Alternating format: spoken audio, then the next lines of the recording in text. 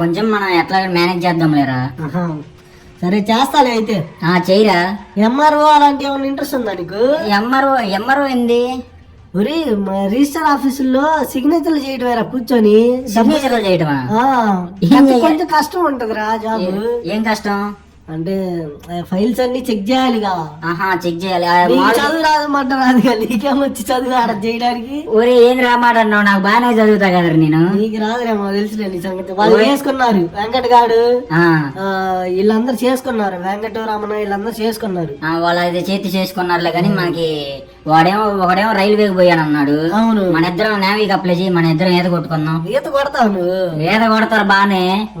Salary ఎంత అనుకుంటున్నావు? ఎంత మరి నాకు తెలియదుగా. 35,000. 35? సరేలే ఎట్లా మేనేజ్ చేసుకుందాం. నీళ్ళల్లో ఉండగలుగుతావు ఎక్కువసేపు నువ్వు? ఉన్నాం, ఇంకా ఎప్పుడైనా అది ఆగిపోయినప్పుడే కదా. సరే చేస్తాలే అయితే. చెయ్యి. ఏంది ఇంక మన వాళ్ళు ఏం చేస్తున్నారు? ఏం చేస్తున్నారు ఏమారా మరి తెలీదు. ఇది ఎట్లయినా సెట్ అవ్వాలరా. ఏంది ఎన్నాళ్ళని ఇట్లా ఖాళీగా ఉంటాం. మనోళ్ళు అంటే గుర్తొచ్చింది. వాడు కిరణ్ గాడు జాబ్ లో జాయిన్ అయ్యాడు రా. ఎప్పుడు రా? జాయిన్ అయ్యి కూడా ఒక 2-3 గవర్నమెంట్ జాబ్. అది కూడా గవర్నమెంట్ జాబ్. ఏం జాబ్? రైల్వేలో జెండా ఊపేదిరా. పచ్చ జెండా ఎర్ర జెండా ఊపుతారే ఆ జాబ్ రా. వాడు వాడు ఊపితేనే కదా అది గదిలేదు రైలు. అంతే. వాడు పోతే వాడిని కొడతారు ఇప్పుడు. ఒకసారి ఆపుతారా మనం? వెళ్దాం. వాడు ఇక్కడ కాదు, అరుణాచల్ ప్రదేశ్ లో వాడు వర్క్ చేస్తాడు. సెంట్రల్ గవర్నమెంట్ కదా అది. ఎక్కడ పోస్ట్ వేస్తే అక్కడ వెళ్ళాలా. ఈడేం చేస్తున్నారు రవి గాడు?